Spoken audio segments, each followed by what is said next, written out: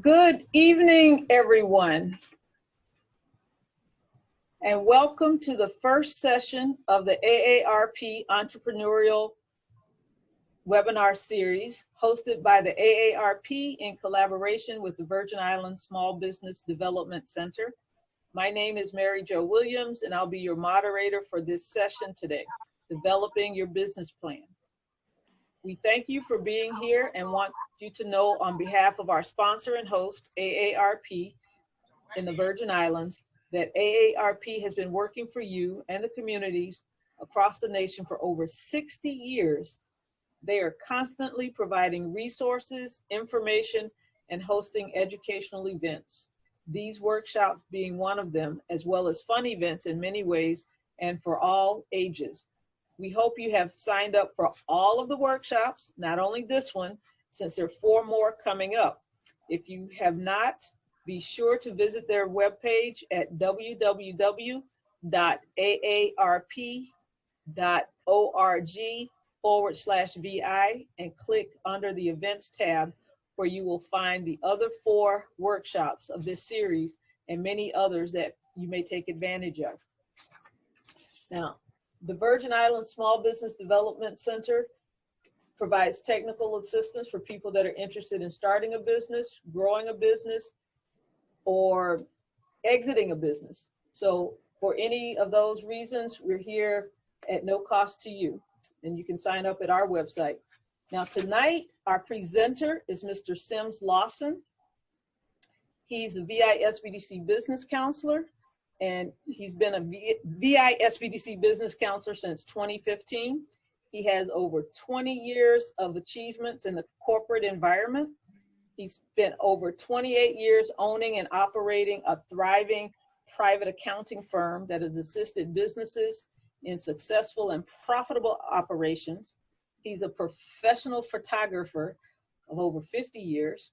He was in the U.S. military. He was a first lieutenant, battalion staff supply officer in the United States Army. He has a BS degree in accounting and an MBA in business. He has certifications as an export and trade counselor. He's Growth Wheel certified, and he's stationed on the island of St. Croix. And without any further delay, I give you the man of the hour, our presenter for this evening's webinar, Developing Your Business Plan, Mr. Sims Lawson. Thank you, Mary Jo. And that was kind of long-winded there. That's what you get for an AARP member for a number of years myself.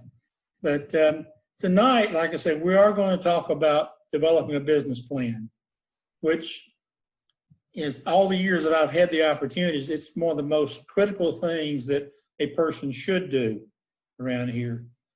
We're going to hit the highlights of it, and if you have questions as we go along, if you would enter them in the chat, and if we get an overload, we'll go ahead and stop along the way. Otherwise, we'll answer those as we get towards the end of it. Mary Jo already put an advertisement up. We are providing most of our services are free. We don't, like I say, write your business plans for you, but we do assist you in helping with your research, helping you put them together. We do trainings. We do, have work that we do from all levels of business around here. Okay. Tonight, like I say, we're going to talk about introduce the business plan and the elements of it. It's not a lot of slides, but there's a lot of information we're going to try to talk about as we go through it. At the end, we'll go back over some tips and some areas for you to hopefully help you out a little bit with it. The business plan to me is your roadmap of where you're going, how you're going to get there, and what you're going to do when you get there. And a good business plan serves first to you as the person going into the business is you put it down in writing what you're going to do, and I say all the who, what, where, when, hows, but it becomes very real. And as you go through the process of it, business plans, people say, oh, I have to have one if I want to get a loan. Yes, you do. I cannot think of a financial institution right now that we've dealt with that one of the checkpoints is bring me your business plan, which is if you're getting a loan, if you're going out here and trying to get some people to invest, I assure you they're going to want a detailed plan to assure them that what your ideals are valuable and for them to put their money into it. If you're not going to require money or funding from outside, your plan doesn't have to be so in-depth. It can be a shorter plan, but you still need a plan. As I used to teach a class on this, and it's called Proper Prior Planning Prevents Poor Performance. And that is true. If you do your planning in it, you will save yourself not just time, but money and efforts going down the road. I'm going to try to go through these, like I say, in different elements of it. A business description that you've got out here, you need to know what your business is going to be. Are you going to be the best? I had one example. I'm going to be a pet photographer. And I hope to serve the people in the local community with a mobile pet photography service, because that's something unusual. Then after you come up with a mission statement, your mission statement has to be what you're going to do. If you can't explain what you're going to do to begin with, then there's no way you're going to go through the details of how you're going to get there. Now, the executive summary of a business is the next thing. That in the business plan, although it's the next thing, it is the last thing you'll write. Because what it is the summary of what you've decided you're going to do, whether it's you're going to go into a manufacturing operation, you're going to be in a service industry, you're going to go into a sewing operation, be the best baker, whatever that's going to be. You're going to say what you're going to do, and then this rest of your plan as we go through is going to describe what it is you're going to do it, how you're going to get there, and why it's going to be successful. You have to think about this. If somebody besides you, say the banker or an investor, they're going to look first and see, okay, here's what they say they're going to do. That's that mission statement. The next thing is the summary of how you're going to get there. If they get that far in your business plan and they feel like that, okay, this is interesting, then they'll read the rest of it. But honestly, if you can't get their attention right there at that beginning, and it has, hey, this makes sense, or this, gets that click to them, they're not going to read any further. They just, you're going to lose their attention. So that's why you put your summary as being the last thing you write, because that's, at the front, but it summarizes the rest of this. As you move into your business idea, you got to figure out on a legal description. There are so many things here. People talk about a sole proprietorship. They talk about a limited liability company, subchapter S corporations, C corporations, trust. All of those are very different in statements to what there need to be. A lot of people say, well, you don't want to do a personal liability. You do want to have a limited liability company if you're going to be out there. Let's say you have a restaurant and people are going to be coming in. You're going to have the public coming in. So you are exposed to areas.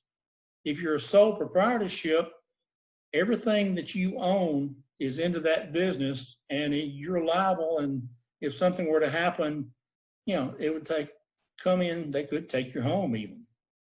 So, but in most cases, like I'm the photographer, I'm going to take your picture and hand it to you. I'm not really concerned about you falling and getting hurt or doing something that would create a liability on my part. The others are more of a tax issue. Now, the biggest thing is in your legal description is you need to discuss with your accountant, because there's definitely different tax bases as to what kind of a business you're in.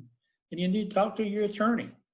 This is part of the thing you'll find I talk about a team along the way, and having legal advice and having financial advice from the accountants are important. We don't give those types of advice. That's not our business to project that out there, but we can certainly help you and help you with the questions you want to have.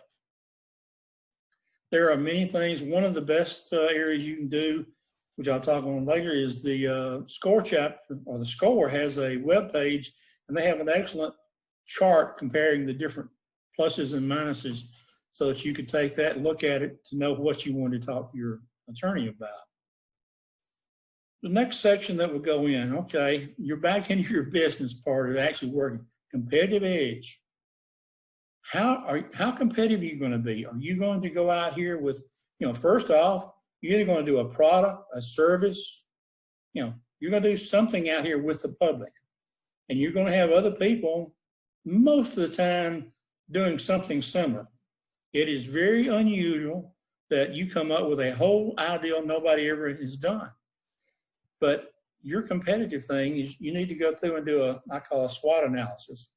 And when you do that, you'll go, the SWOT analysis gives you the strengths, the weaknesses, the opportunities, and the threats of your business and the other people. So you need to go through and figure out what you're doing. Okay, you're going to be competitive. Okay, what are the strengths of your competitors are going to be out there? Because you don't want to start out with trying to promote the same thing they're doing that's their strongest point. I mean, that's just not a practical type of thing. So you want to figure out what their weaknesses are of the consumer, your competitors. That's the area that you have an opening to go into and can be successful with. And then see your opportunities. And are there threats? Well, of course, we know here in the Allens, this time of year is a major threat to us with the weather. So we have a different uniqueness because of our seasons down here. But we have to be aware of them to know how we would plan our business and how we would work with that. Just being, you can compete either on price or service, or reliability. The thing of it is, whatever you decide to do, you have to be consistently performing out there with the public as to what you got going on with it. Now, it takes time to study. You have to study the competition. I mean, if I'm going to sit here, I don't want to put in a hamburger place right next to Wendy's. That would be kind of, I'd be fighting myself if I was doing that with them, or put in a pizza place next to the Pizza Hut we have, So just look at it, all of it, look at your area you got around here. Once you've gone through that part, then the thing that the people look at next, if somebody's coming in here, you've already told them what your ideal is, what your business is going to be. And they say, okay, well, that sounds interesting now. Okay. Management. Maybe you're a one person and you're going to be the whole it. Well, your it has to be able to do whatever you said. If you are the best automobile air conditioning person anywhere around, then that's going to be, you need to show this. We'll put in here in your management, you'll put like a resume or a bio of yourself and any other team that you've got there that is going to show people out here that, okay, these people, this business, they have this management team that knows what they're doing, knows how to do it, and I think they've got the possibility of doing it. I used to tell somebody before, I have accounting as my background, and I've been around with numbers all my life. Well, building is not construction. I learned that a long time ago with a couple of years. I had a good friend of mine who was a home builder. Well, I got a pallet out here, decided I was going to build a dog house, and it leaned, the dog laid on top of it and wouldn't go in it. He just got, so this, say the least, my construction friend had a good life out of it. But, so we all have our different talents, and we need to have that expertise of knowing where we are out there. And this is the time I call people, toot your horn. You've got the qualities to go into this business that you're looking at and people need to know it. Otherwise, why would they, would you give me your money for me to go out here and start building dog houses? If you did, we'd have to talk a little bit more. But, so we all have to understand that there's things here. Once you get your management team together, and this is in paper, it may start out with just you, but you may have some slots that, okay, this is what I want. I said I'm the air conditioning mechanic. Well, I also need a brake person, or I also need somebody to tune-ups. And you describe in there, this is the type person that I'm going to hire, and here's the qualifications they're going to have, so that you end up with a good team, because team is where you come out with all these things. Then, as we move on, you satisfied the folks out here and yourself that, okay, we have the expertise to get this done, and put it together, it'll be great. Now, let's look at what we talked about doing here. And this is called the marketing plan. Marketing, there's a whole lot more than just sales. To start with, in marketing, you need to see what the industry is at large. As I was talking about, we're looking at a very confined environment living here in the Virgin Islands, but, it would be different if we're outside. But here, okay, who are our competitors? What is the market in our area here? Do we have a market here for another donut shop, or another, ice cream place, or another filling station on the corner? Or is there already a whole lot of them? Or what do we have now that, I'm going to be, again, I said the mechanic, okay. Do we have enough mechanics already that I'm going to be able to go out here and get my share of the business? Because the industry at large is, we know what it is, we know what services they provide, but then I come down and say, what are my potential customers? That question goes, we can be anything from our 100,000 population to the world if you're on the internet. So you have to look at what potential customers are you going to have out there. Are these people that you're going to have that are going to come to you physically, or you're going to go to their location, to their business and help them, or to their homes? You may be a landscaper. Or is it something you're going to do? You're going to go out here and you're going to make a product, and you're going to sell it on the internet. Well, today we all know that, the internet, whether it's Facebook, many ways, you're unlimited to your potential customers if that's so. But doing that, so you have to look there again and say, who are your customers going to be? Now, what is going to be the benefit of your product or service? Because to be honest with you, every business has it sells the same thing. You sell something that's going to satisfy my needs. In other words, you're giving a solution to a problem. So whether you're going out here and you're the auto mechanic, you're the baker, you're the photographer, whatever it is, you're serving somebody's need or desire or want. So giving them those solutions, out of doing that, you've got to know what kind of benefits that your product or service is going to provide out to the people. The geography, I mentioned earlier that, if we're on St. Thomas, or we're on St. Croix or St. John, we're limited. I mean, there's no way that I'm going to go shopping on St. Thomas unless I take a plane, or I take the float plane over, or I take the ferry. Same thing, you're not going to come over to St. Croix. So if it's something that I'm requiring people to look at, they walk in my store, it's not 100,000 population, it's maybe 50,000 people. Plus, now maybe I'm serving, so my geography here is very limited to what I can sell and what I can do. Now, again, if we go to the internet, it's a whole other world. Distribution of that. If I'm selling a service, or I'm selling a product, and it's something that I can sell over the internet, then, it has to be something that either I sell the product and I can distribute it. That means I got to put it in the U.S. mail, or from here, any other shipping gets to be expensive, and we have to include that in our cost.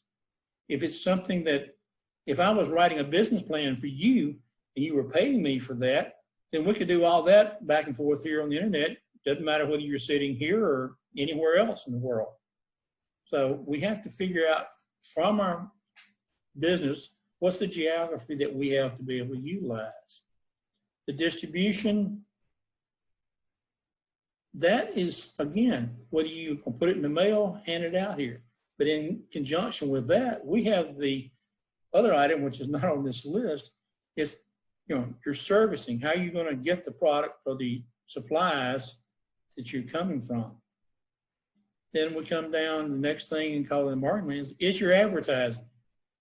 Well, I had a realization when I came here a few years ago, you know, it's amazing here, radio has a big listening audience. I found that out during Maria while I listened to Redfield out here. So I know that, you know, radio is big.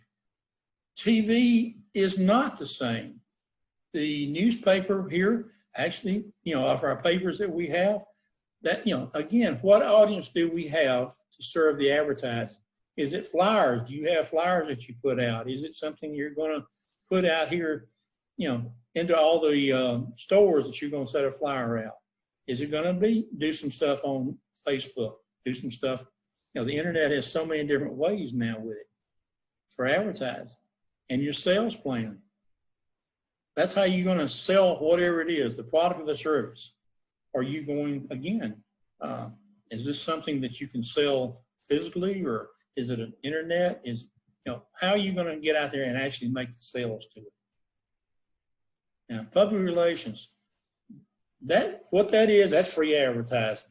That's my best way to call that. You need to have in your marketing plan how you're going to get your name in front of your customers, whether it's the newspaper or the radio or co-sponsoring, however you're going to get it out there. Public relations, I had somebody I know that had a pizza place one time. Well, they found out that a lot of times when the car dealerships were having radio shows, live shows, they would give pizzas away, and they got their free, you know, that was free advertising. They also had their signs at the schools, at the ball fields.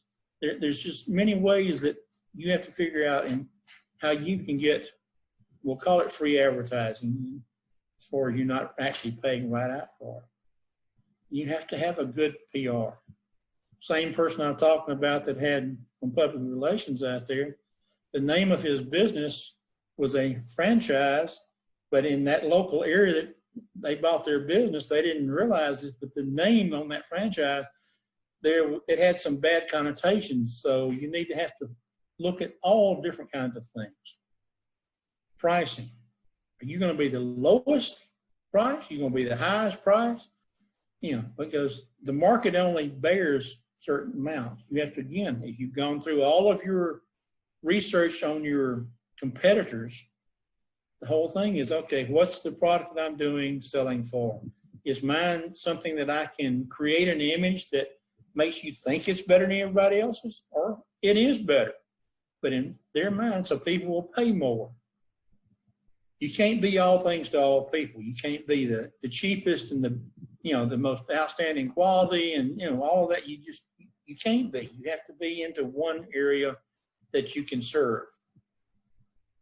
Sales terms and credit policies. Well, I don't know how many people still can walk into a store and run a tab. I think it's been quite a few years since you could do that. There may be a few around, but people today, are your terms going to be, you know, if somebody comes in, are you going to have an account with them? Are they going to take credit cards? What's your credit policies? You know, if they buy, you know, if you're selling to businesses, they may have a credit term of 30 days or 60 days. And let's say if you said, okay, my business is selling a product and I'm going to sell it to another business out here that's going to utilize it, but they won't pay me for 60 days. Well, I've got to know within that, I've got to have it in my pricing and in my plan that, you know, my cash flow is not going to be happening immediately. I don't get paid the day I put it out there. All right. I feel like I'm trying to rush through, and I don't really mean to be. If I seem like it, we'll stop and ask some questions. Do we have any questions at this time? Let me just ask that before I go further. Mary Jo, do we have any? No questions in the chat room right now. Okay, that's fine. But feel free to put your questions in the chat, and we'll have some poll questions coming up shortly.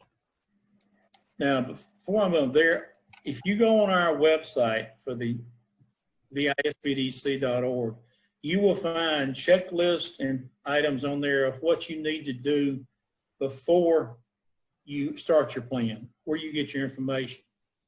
To do a basic plan, you can figure it'll take possibly a few weeks to get it done. Because as you go through all these operations, you can't just snatch them out of air. You really have to do some research with it. Going on down, in the operations, this is where you've got to decide you're going to be a cut and sew. You're going to make costumes for carnival, or something special. You're going to make shirts, or whatever. You're going to have something you're going to be. Well, you may do that just by yourself, as we said again. But if you're going to have to get employees, where are you going to get these people from? Where is the skilled labor that you're going to need to have somebody come in and work with you? Are you going to be able to have the location where they all come together and you pay them on an hourly basis?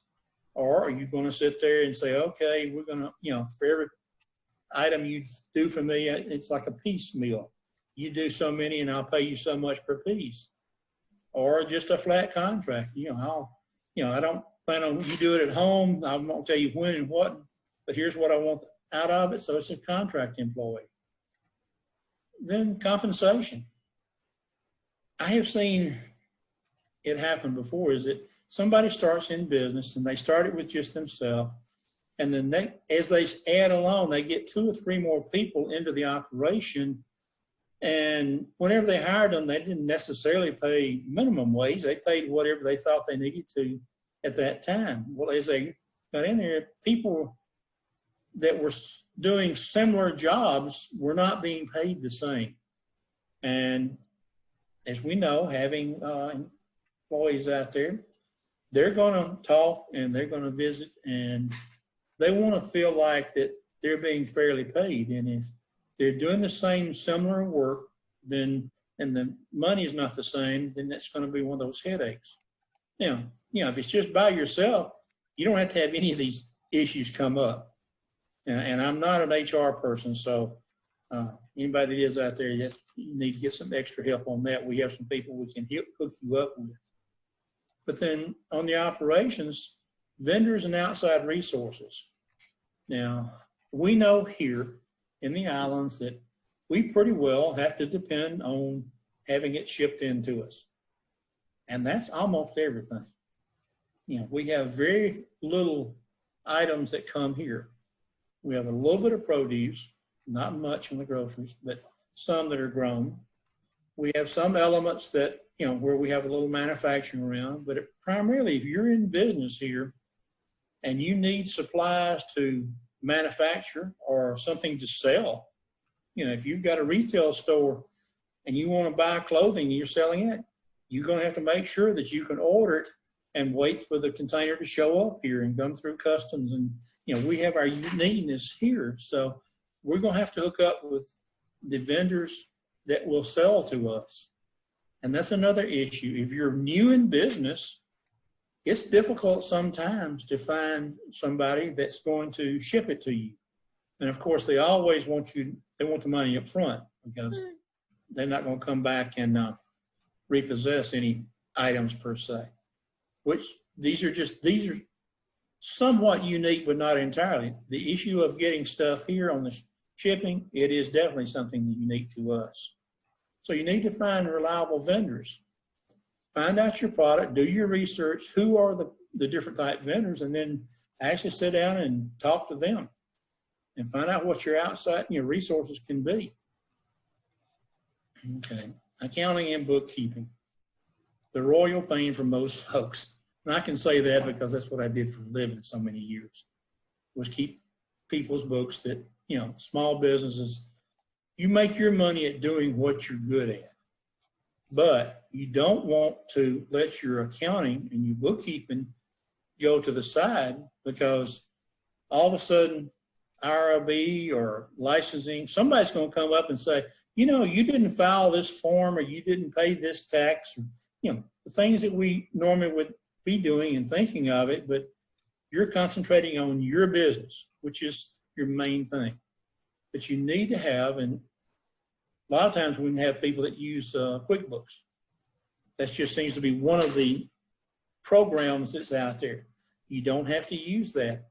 You can come in to us and we will help you understand some of the issues you're going to have with the bookkeeping and things. And like I said, we don't give you the tax advice, but there are a number of good accountants and bookkeepers here on the islands that can, you know, service if you don't have the time to do it yourself. You know, now I've had people that came in and they did a better bookkeeping job than I'd have one of my clerks do. I tried to hire one time, but they didn't want to come in for me. So, you know, but do have record keeping. One of the things that I found here is that having disasters, and unfortunately in the short 5 years that I've been here, I've gone through a drought, I've gone through a category 5, and now we got the pandemic. But what I've seen is that those without records have a hard time trying to go in and get disaster relief because we can't show what we lost. So record keeping is very, very important to us. So, you know, now we get down to the part that everybody says, okay, where am I going to get my money from?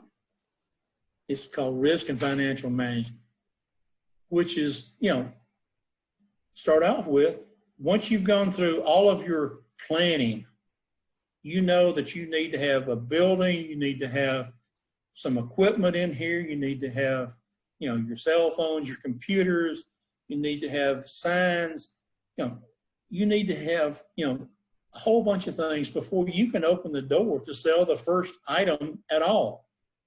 So coming up with the startup cost, you have to sit down and you go through and you say, okay, again, I know that I'm going to have some equipment. I'm going to either rent a place or buy a building. I'm going to have to renovate it. I may have to paint it some.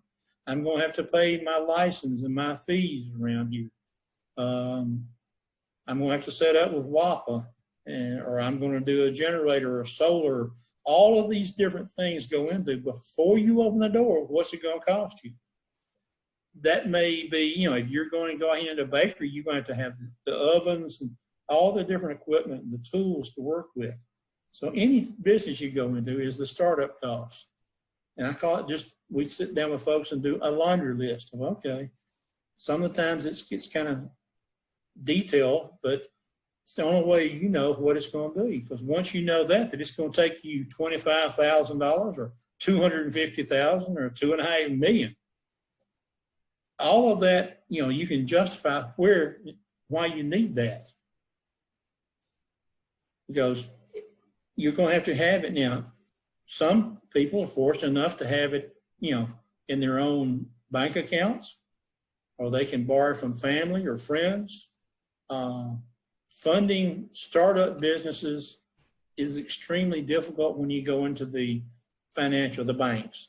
They just, I won't say impossible, but it's hard to do. So you have to realize that the startup cost is, you know, you've got to have enough in there to operate. I was talking before about you have to order supplies, but they want their money up front. So you may need 3-6 months of enough funding to operate. You got to pay people to work for you. You can say WAPA has to be paid every month, all of that. So once you know what you're going to get into from the startup cost, then we move over to what's called a pro forma profit and loss. In other words, your best guess at what you're going to make, which is where you have to sit down with everything you've already done and figure out, okay, what's my income going to be? How much, you know, either I'm going to sell something, the product, or I'm going to sell my services. So this is what I expect that my income is going to be on a monthly basis.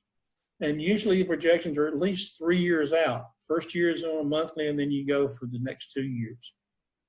And then you say, okay, that's fine. This is what I'm going to get in money-wise.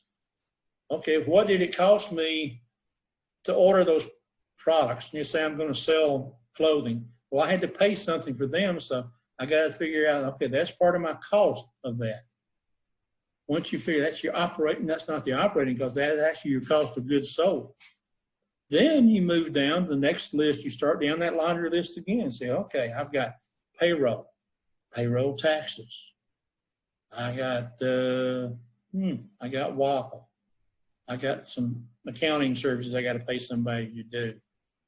Maybe you have some security. You got, everything that you're going to be paying out on that business on a monthly basis. That is one of the things that, that's what you consider your profit and your loss part of it. So you get down and you project, you're going to lose money for the first year, maybe, which is not an unusual thing. Excuse me. But so that's your performer. Now, a budgeting in, I call there's 3 phases of budgeting. There's the free cash, cash flow, and one that's, cash sustained. Basically what that means is this again is your operating budget that you tighten the belt down and you say, okay, on a month-to-month basis, here's what I'm going to have as far as income and expenses. It's not, your profit and loss shows as it happens along here, but the budget is your monthly. Budgets, honestly, for businesses are not very useful in a new business for the first 2 or 3, 4 years. And these are things that we would go over with you as we came in and talked about it. Now, a balance sheet is like taking a picture. It shows where you stand today, how much money, cash money you got in the bank account, how much what inventory you've got. It's just, you've got your assets, which is the hard things out there. And then if you have then you'll have stuff, let's say you got a building you bought, that'll show up as, the value of it, and there's depreciation that comes off of it. Then you got your liabilities, which is how much you owe. In other words, you got first off the pluses, and then you got your minuses that you have liabilities. You still owe some of that inventory. You still owe some insurance.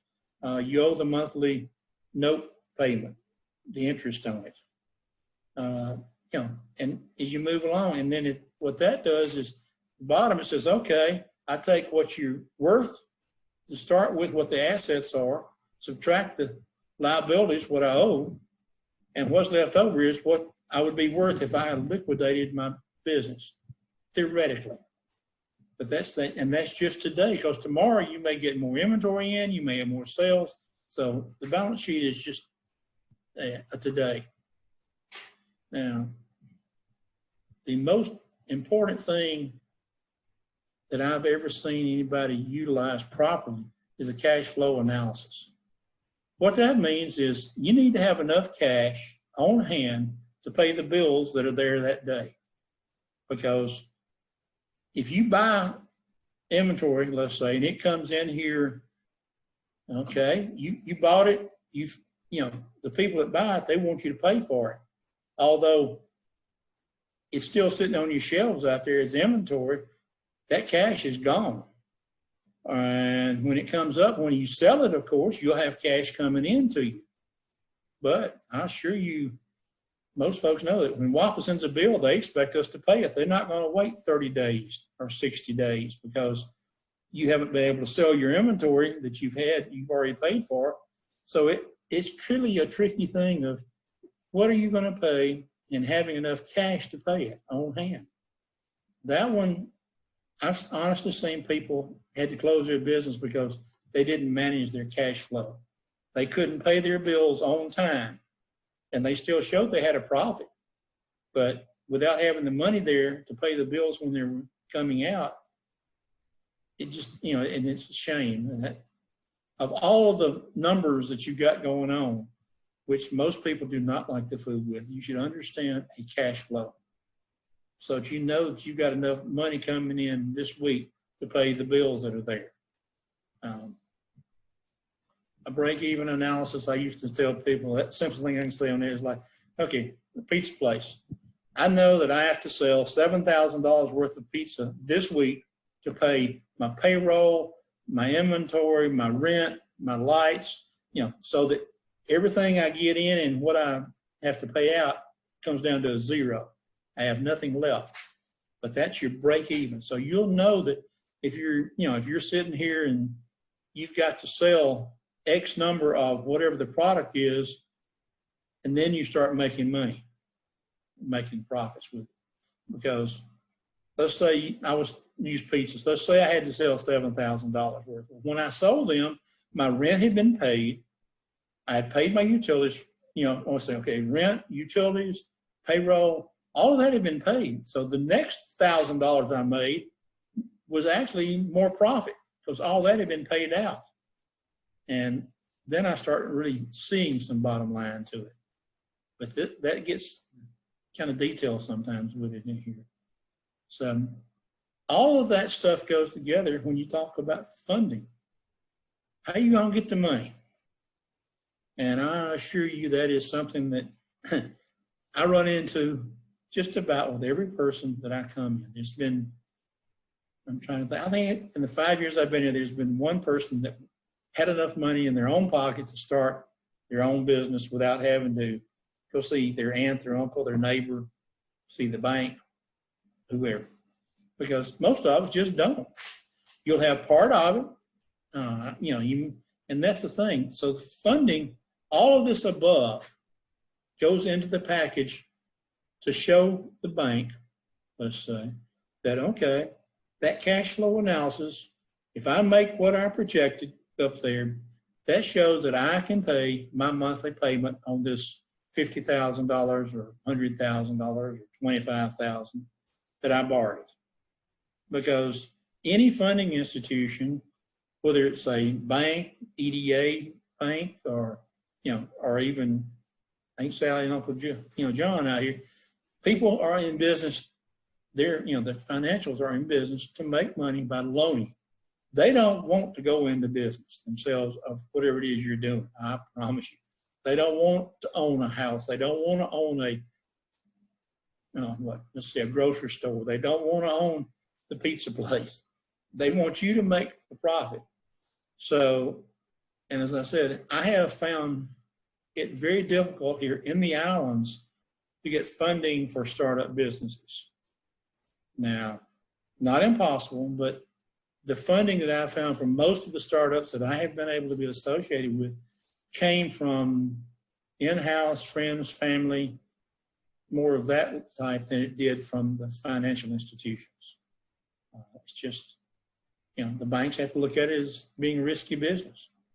And, but so the funding, say first off is your own money, whether it's in a savings account, you may take a second mortgage on your home, you may, it's according to what all you've got in, but you try to, and then friends and family.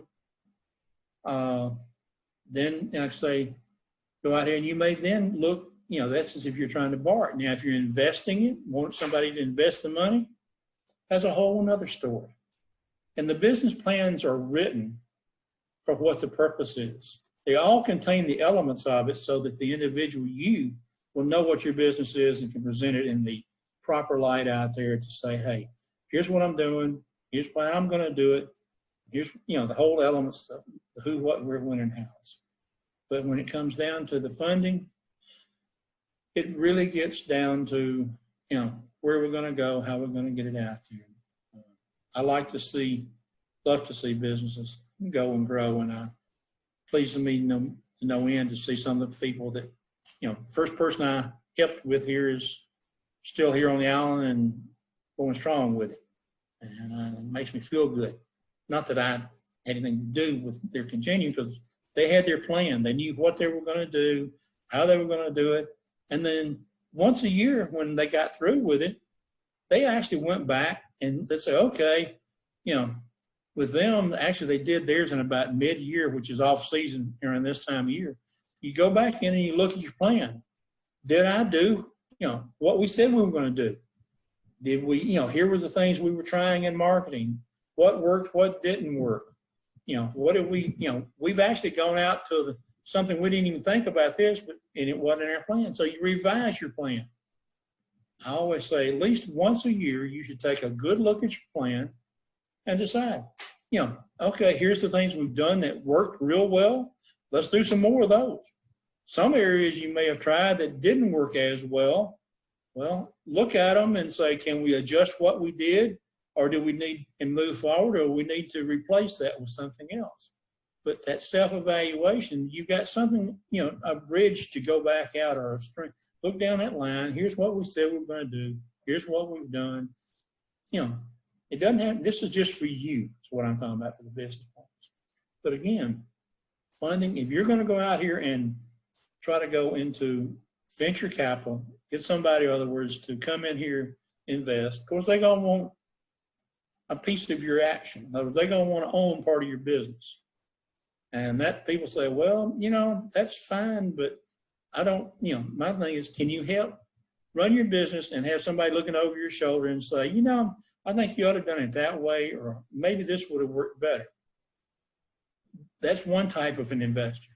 Others, which we call, sometimes called angel investors, they just put the money out there and have the faith, and they don't come and look over your shoulder so much. But when you start dealing with partners or dealing with other people that go in there, it's not 100% yours anymore. And you have, sometimes that's the best way to go. But again, and people always ask me about grants. I have heard of grants. I've seen the advertising for them. And for businesses that are out there that are for profit, I have not seen any grants for startup businesses. I won't say they're not there, but you can go to, and we'll show you, there's some, I even put in here about funding, about the grants.gov, and you can look there, and there's a lot of others. Kellogg has one. There are a lot of groups that have things, but more of those are socially oriented towards the nonprofit organizations that we've got. And all of this goes, even if you're a nonprofit, you need a business plan. It's just tailored a little bit different. Then we talk about, I've got exit strategies on there. Well, if you can't plan how you can take a 2-week vacation in your business run, this tells me that you never had an exit strategy. An exit strategy means you get your operation set up and going to the level that you have people working there, and the business will run if you were to be away on a 2-week vacation. You have it set up so that it doesn't depend 100% on you. Because otherwise, your exit strategy, whether you want to go on vacation or, it's time to retire. What are you going to do with the business? You're going to pass it on to your children? You're going to try to sell it to somebody? Or are you just going to walk away and close the door? Well, if you plan that in advance, when you're doing this whole business planning about, okay, if I go in here, I'm going to go in this business with the idea that I'll have it where I could sell it as the whole business, sell it to John Jones down the street, in 5 years from now. I want to build it up where it has the value, and then I can come back in and, sell it out. That's fine. If you have partners in there, you should have something that, what happens if, let's say there was 3 of us together in a business, we all 3 had equal thirds on it. Well, everything is great. Well, something happens to one of us, and let's say it happens to me, and all of a sudden I can't be there.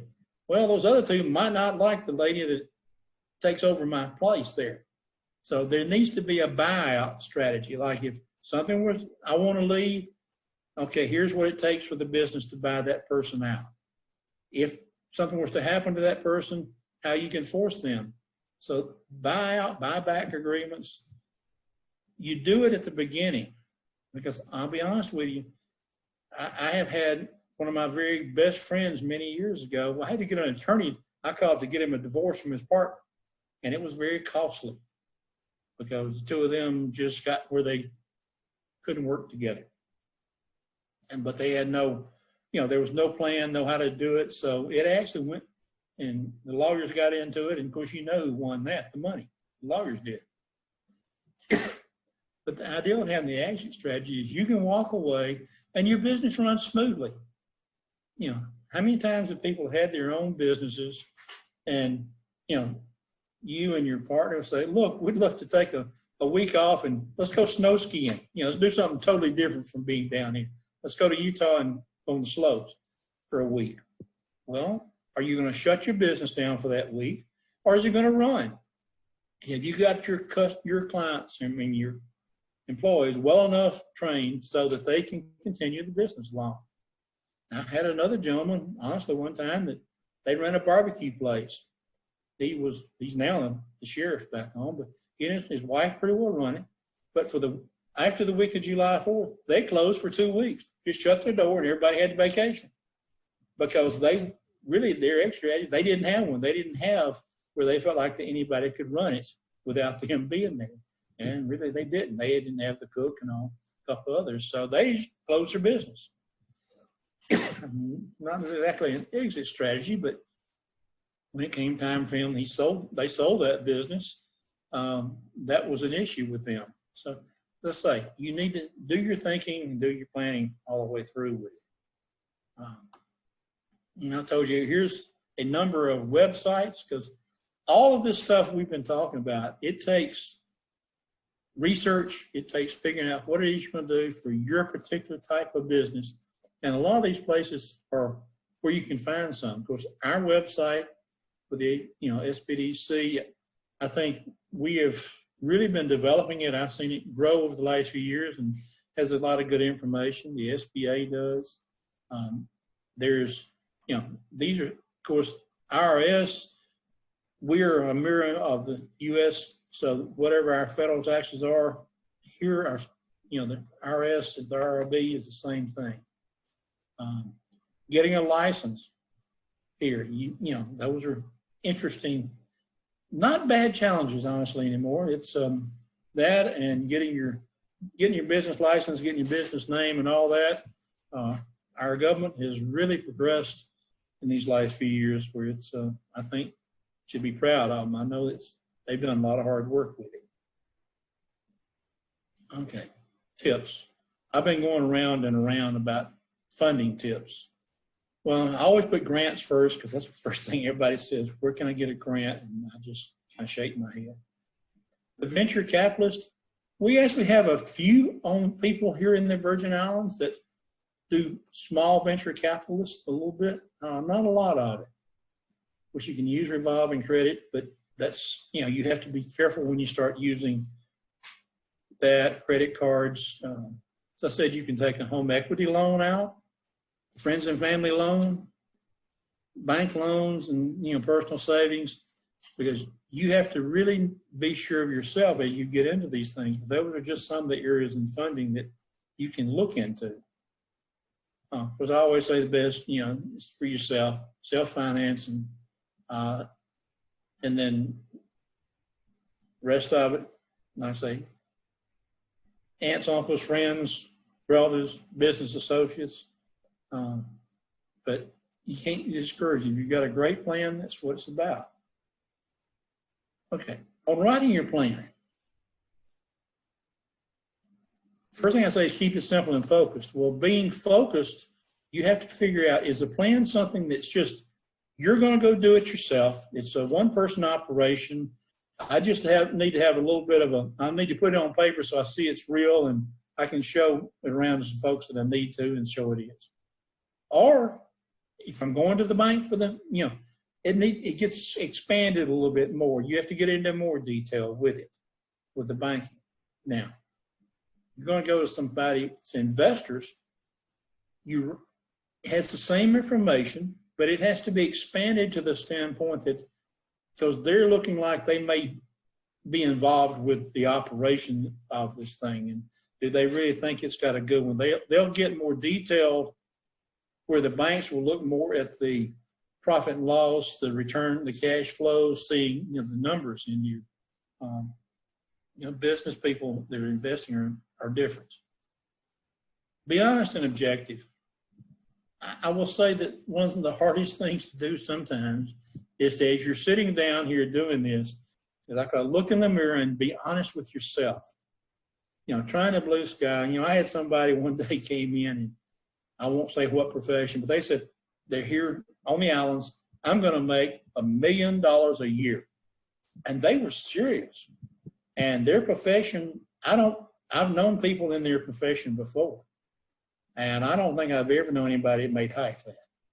So knowing what just the islands here, I didn't even try to say, I just said, okay, if you know, that's what you got, but there was no reasoning behind it. So be honest and be objective, because when this comes down to it, if you put your house, let's say, up as a second mortgage, you have everything that you can lose with it. Your plan, look at it as you were somebody from the outside. After you've written it 2 or 3 times and updated it, and I call it tweaked it, take it, try to look at it as if you were reading it the first time, which is almost impossible to do, I have to be honest with you. That's where I say a lot of times we come in, you come with us because we have confidentiality. It takes a federal court order to get anybody's information out of us that we've set up in our systems around here, because it's just too important. But you know, it's hard to be that outsider because you're reading what your mind is saying in here. Now, I talked about reviewing and revising your business plan. Yes, do it at least once a year. Now, this is not a formal thing. This one is more for you. You're not going back to the bank. You're not going back to the, you know, other people hunting more money every year. But this is one that tells you that when you put it down in writing, what you were going to do, you said, here's what I'm going to do and how I'm going to do it and what is going to happen when I do that. Well, you go back a year later and you read that and you say, yeah, we did. And you start checking off. Yes, I did that. We did that. That worked. Whoa, we never did get to this piece. Maybe we need to take another look. Or, you know, we're doing something totally different, like I said. Let's capitalize on it. You need to know the good and the bad, because the good, you want to do more of it, and the bad, you want to not do that anymore. So, you know, but that's once a year is used to it. Have some others help in the process. I talked about having a group. Have your banker, an attorney, you know, an accountant or bookkeeper. Have us as a business counsel. It's where you've got some people that, from the business side of the part of it, to you know, help you out along the way. In the end, it's your business plan. No matter what anybody else says, it's yours, and you're the one that signs your name at the bottom, is what I always page. Some things to avoid.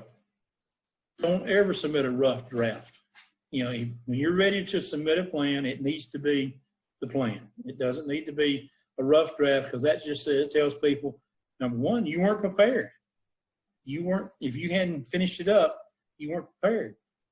Not just that it might have some mistakes in it you didn't catch, so you don't do that. You make sure whatever projections you're coming in, you know, you've got current information. It's not something from 3 years ago. I mean, could you imagine today sitting here projecting your business ideal in 2016 versus today, before Maria and after Maria?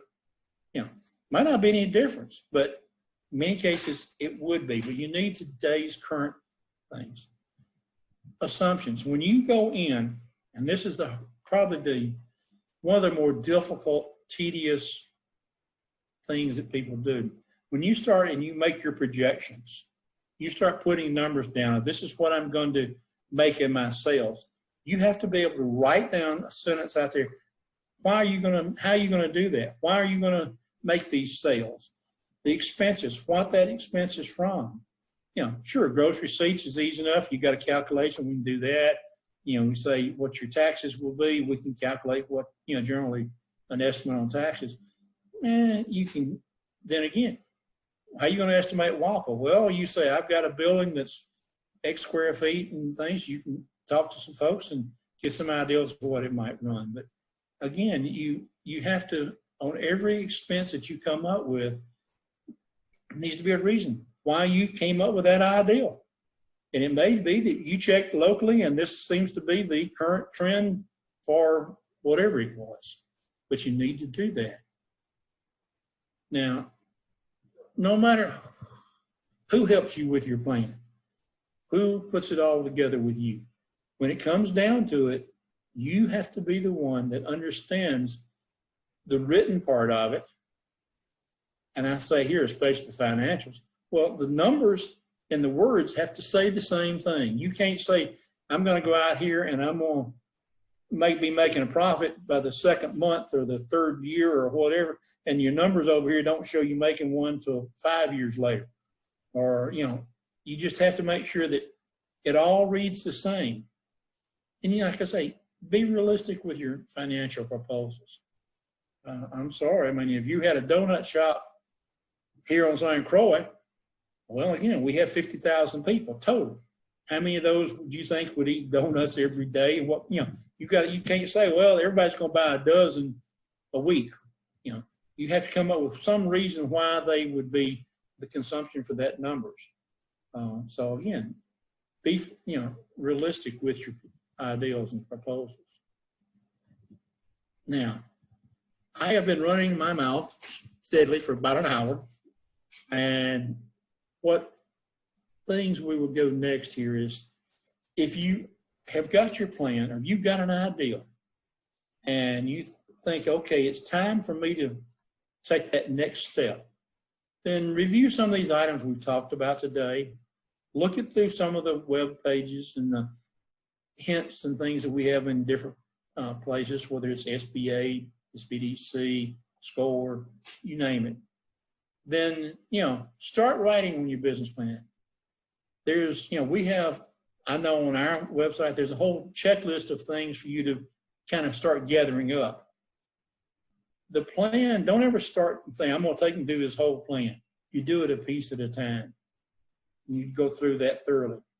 But then you start your business, you go ahead, get all you can gather up, start your business plan, figure out some of the questions you've got, because I assure you, it's not a one-day, one-time thing. And then, you know, you call to their, you know, office numbers and set up to see a counselor like myself, or we have two people on each island. We all have a different variety of backgrounds.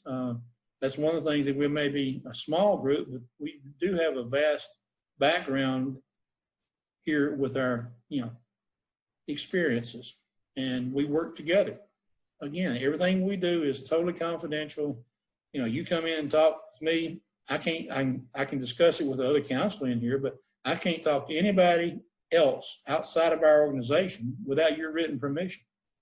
So I think that's something that's important to do. So once you get all that done, then like I say, you call and schedule an appointment and figure out when. Right now, of course, we're seeing people virtually, but I think this is one of the biggest things that a business, I say you have to do it. Now, have-tos are something else, but if you don't, you could be making a financial mistake that could cost you dearly. Make the mistakes, financial mistakes, you're going to have some, do it on paper.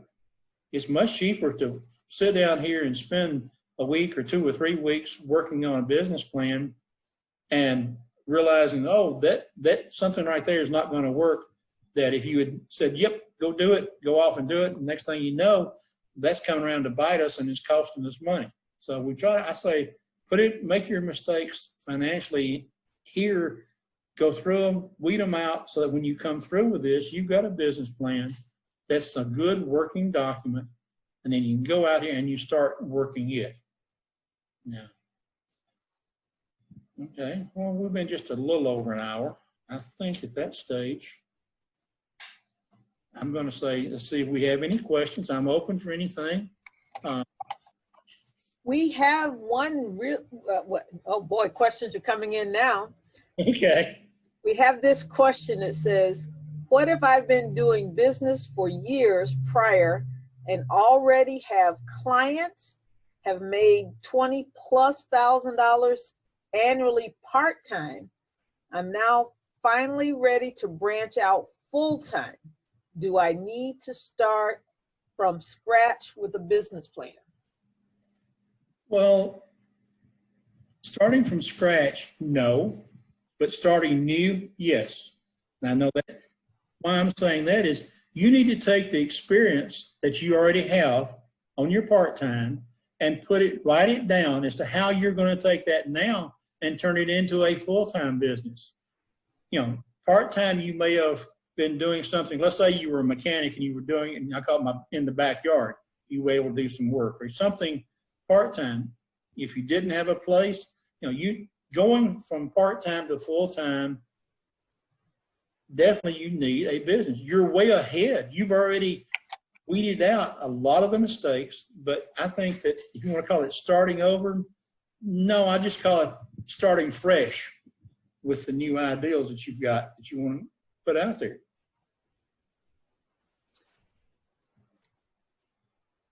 Next question. What is a realistic number of months cash flow do you suggest to float a startup business?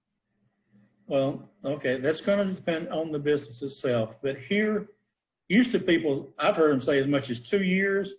Normally, I'm going to tell you 3 to 6 months. Again, that's one of those where if we were sitting here talking on your business, is this stuff that you're going to have goods shipped in? You know, what's the time frame? So anywhere from minimum 3 months, probably 3 to 6 months, just as, you know, as a safety factor. Okay. And the next question is, can we look forward to receiving a copy of the presentation? Yes, you can. That's Okay. an easy question. Now, there are a bunch of you guys out here, so if you will allow me to do a poll, and we'll take like 30 seconds to answer the first poll question. And for those people that are watching us on Facebook, this session is being recorded live on Facebook, and we'll also post it on our YouTube page. But our first question is, how did you hear about this webinar? So I'm launching the poll now. So if you guys could click on your computers to say how you heard about this webinar, we would greatly appreciate it.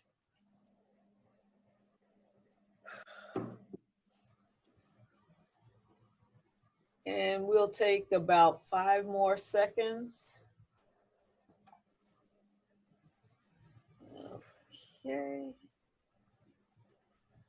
Poll is ending now.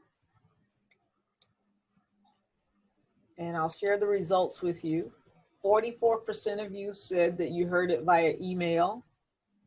22% via social media. 28% via word of mouth. 6% you heard about it from a previous webinar, and nobody heard about it on our website. Okay, well, thank you all for taking that poll. And another important question is, are you currently in business? Now, we oftentimes have people come to us and they say they want to get a bank loan, and one of the first things we ask them is, do you have a written business plan? And they say, well, I've been in business X number of years. And the question still comes back, do you have a written business plan? Because most lenders, or should I say all lenders, Sims, Yes. want a written business plan? I haven't met one yet that didn't require a written business plan. Okay, I'm going to end the poll now and share the results. 63% of you guys are not in business. Yay, that's a good thing. Find out how much it's going to cost you to run your business on a monthly basis, what kind of revenue you can generate on a monthly basis before you mortgage your cat, your dog, and your firstborn and decide you didn't like that business after all.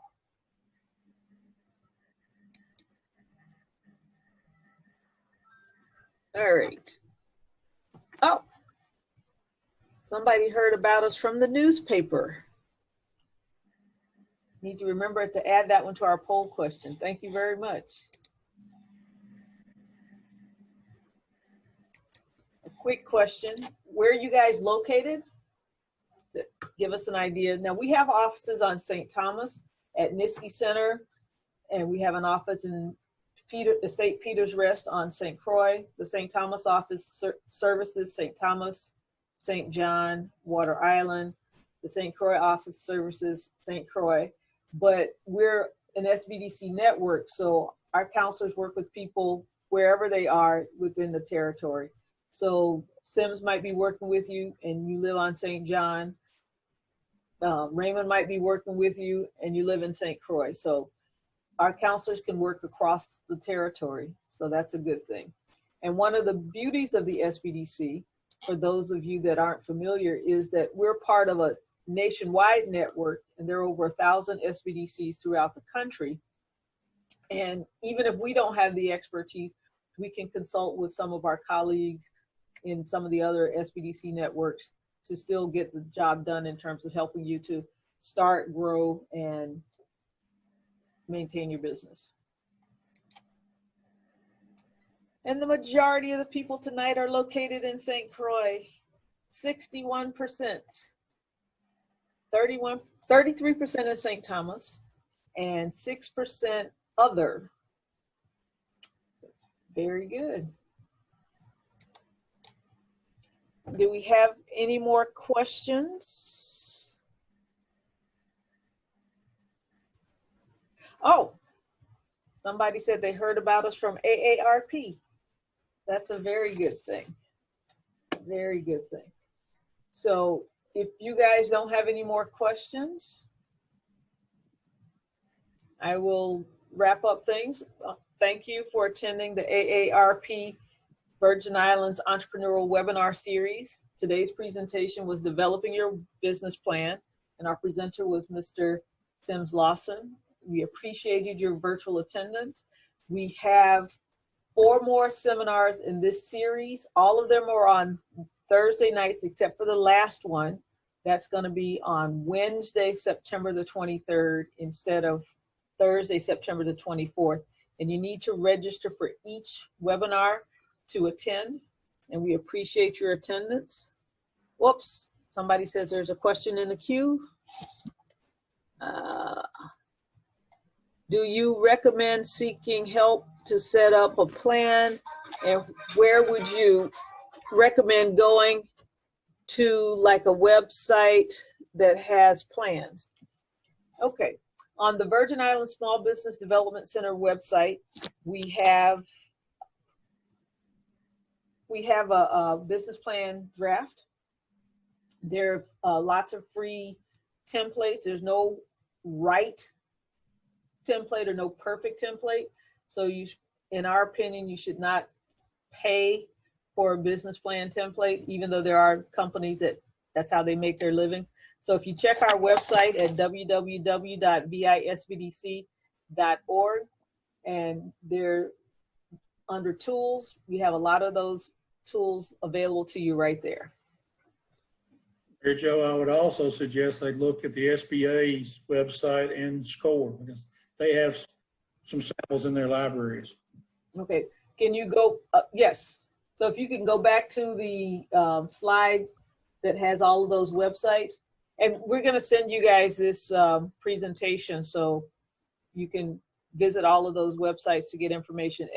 In addition to having templates, the SBA website also has an e-learning center where you can take short courses and you can get a refresher in terms of the business plan at their website. So our insider tips of important websites are really important. Okay, so any more questions? Oh, there's another question. I see other classes coming up. Is it the same one? I didn't see a description on the website. There are 4 more courses for the AARP series. The next one will be next week, Thursday.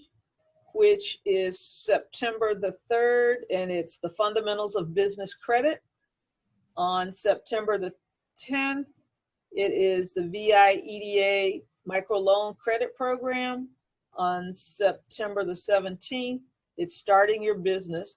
Now, it sounds a little weird to do starting the business after you've done all that other information, but you want all of that other information before you go and start your business. Okay, and our last webinar in this series is Growing Your Business. Money is not the only issue. Sometimes people think all they need is a little bit more money to make things work for their business, but it's not always what you need. Sometimes people need technical expertise. Sometimes they might need to expand, but we want you to look at all the things that are involved before you just figure out or just guess that all you need is more money. And the beauty of these upcoming webinars, they're no charge to you. AARP has collaborated with the VI SBDC to bring these webinars to you, and you can sign up for them on the VI SBDC Facebook page, on the AARP website, and on the SBDC website.